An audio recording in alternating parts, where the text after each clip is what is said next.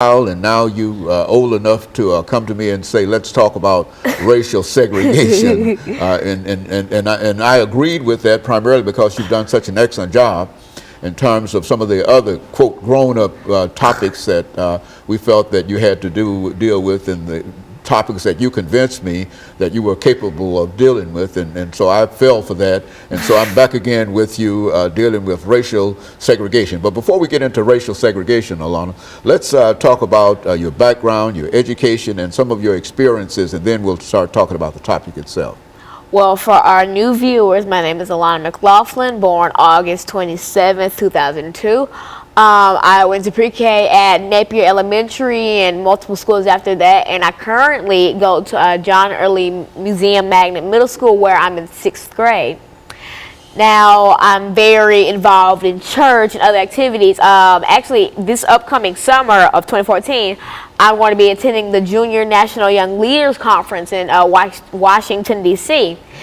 And if you're not familiar with the conference, it is basically where children all around America come together for a 1 week in Washington, D.C., which is parents free, where you experience Washington as a living classroom instead of being just a tourist or a resident of Washington. And so I'm very excited for that. And I'm also heavily involved in my school, church, and any activity I can really get into. Like at school, I'm on our debate team, the student council, everything I can get into, really. I was previously on our STEP team, and I hope to be a cheerleader next year when I get into 7th grade. And in church, I'm on a lot of committees, the United Methodist Women's Committee, the Acolyte Committee, the Usher Committee. I try to help it when I can, because, I just feel like that's my duty on earth. Very good. And of course, London, you've been involved with a lot of things. But now let's look at the topic that you're dealing with today, racial segregation. Now, what would you say about that? How would you approach that topic? Racial segregation. When the average person would hear that, they would think, the 1900s, Martin Luther King marching, MLK, Malcolm X type thing. But then racial segregation was more than just, the Jim Crow era, or just African Americans and segregated buses or sit-ins or anything. But it was way more than that. It expanded from just African Americans, Europeans, Ukrainians, Germans, Italians, because almost every race has experienced racial segregation. Now, going as far back in African American culture, you would think slavery. African Americans were enslaved and made to work and beaten if they did something wrong, or just beaten for their slave owners' amusement. And so that's as far back as I can previously think of for African Americans. But then for Europeans and Ukrainians and Germans, the Holocaust, or in the 14th and 15th century, Europeans were segregated just like African Americans were in the 19th era. And so basically, racial segregation just expands from just African Americans to just a lot of other places, like mulattoes and Europeans and just all races, really, because at least almost all races have experienced some type of racial segregation. Very good. And so it's really general in terms of, and is that why you wanted to talk about racial separation and segregation, not only in the United States, but racial separation and segregation all over the world, because you believe it's general and it's a problem everywhere you find it? Because not a lot of people really know that. Like, so I could hear somebody say, oh, no, white people, they didn't experience racial segregation. It was only black people when Martin Luther King had a march for us, or the Rose Park situation. It was more than that. It was almost all races. And so, from that perspective, when we come back, I want you to sort of delve into what you consider to be some of the major elements and some of the major things that has to do with racial segregation and racial separation. I think you've already indicated in a real sense that it's general and all over the world and everywhere. And I think that I can say from some of the things that you've said on this program itself that you are now enlisting yourself into the war against racial separation and racial segregation. And of course, we're going to talk about that, and we'll be back with you following this very, very short commercial break.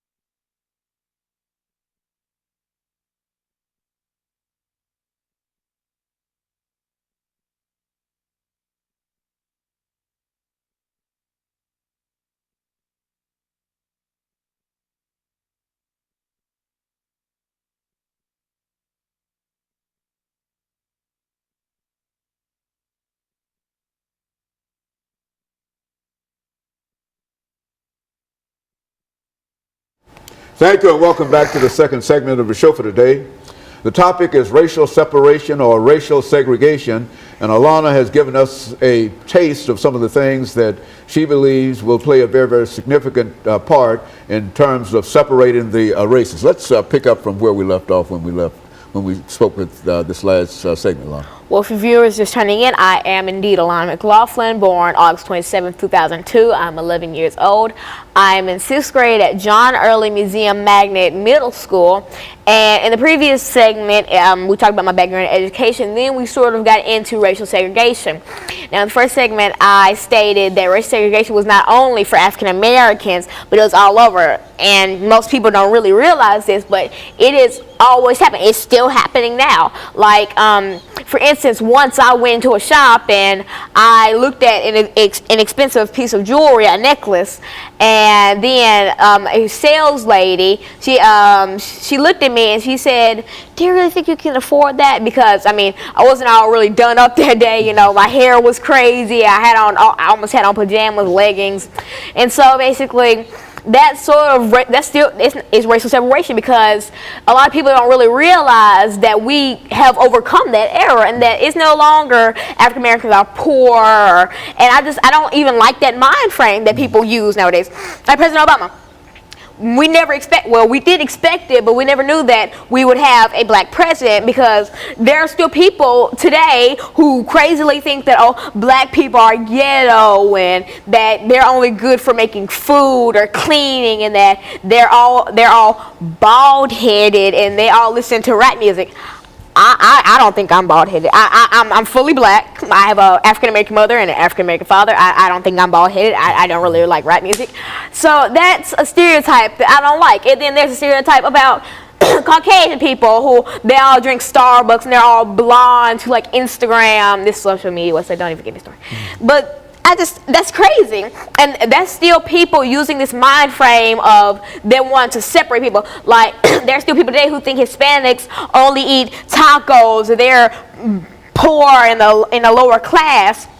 It's crazy. I mean, because have we not already overcome this? Did Martin Luther King not die for this? Like, he didn't die for this. He died so that we could all think we were all equal and that we could all be equal, because we are.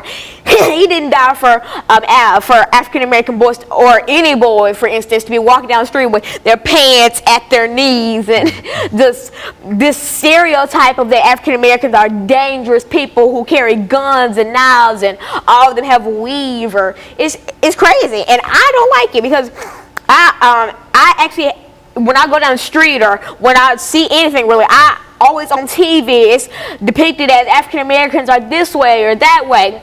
Then there are the African Americans who think that they're higher than people, and I just think that we're all equal. We're all one, basically. We're all made in the image of God. I don't think that she's higher than him or he's higher than her. The highest up would be God to me, and I may be wrong, but I don't think I am. And so basically, I just want us to all be equal, because we are, and I wish people would see that. Like, I am sick and tired of going on Facebook and seeing someone say, "I saw this girl, she got robbed today by this black girl," and just cut the black out of it, okay? Okay, that black part did not need to be added. Okay, she got robbed. Okay, that could happen anywhere. A Hispanic girl could have robbed her. A white girl could have robbed her. A black girl could have robbed her. What is it about African Americans that make people think that we're all so dangerous, that we all love fried chicken and Kool-Aid? And this is stuff that I've seen on the internet.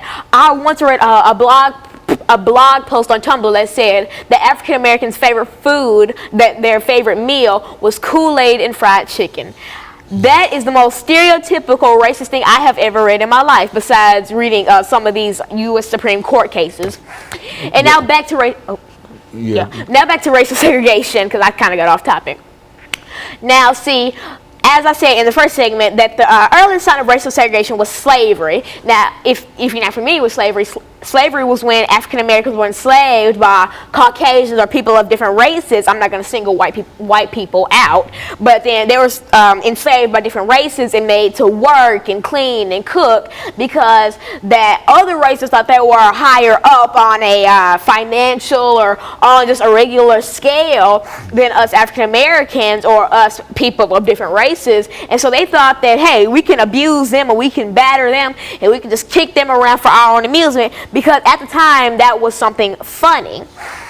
And now see, when I look back at this, I still see people who think that we're in slavery days. I still see people in my own, not in my community, but like in my own little bubble of world in the places I go. I still see people who think that black people aren't good for anything. And this is stuff that I see on social media, on Facebook, Vine and stuff. And then people want to make jokes out of it, and it's not funny. I mean, like, that would be like you going up to a Jewish person and drawing a swastika on your hand and saying, ha, ha, ha, ha, you're in the Holocaust. Like, that's not funny. You don't joke about that stuff, because that's just not funny, basically. And so I'm just trying to get the word out and just tell people that, hey, I mean, just let's move forward instead of going back into the past. I mean, yes, we have to learn about the past to make the future. Like, I wouldn't be preaching right now if I didn't know about Martin Luther King and his struggles and Malcolm X and all.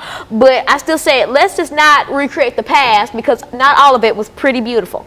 So how about we recreate a future where we all think we're equal and we love our neighbor, instead of, just hating people and thinking that we're better than people, because we're all equal. Nobody's better than anybody. We're equal. We're all people. We're all made with the same things. We almost all have hair and eyes. We're all humans. We all have souls, and we're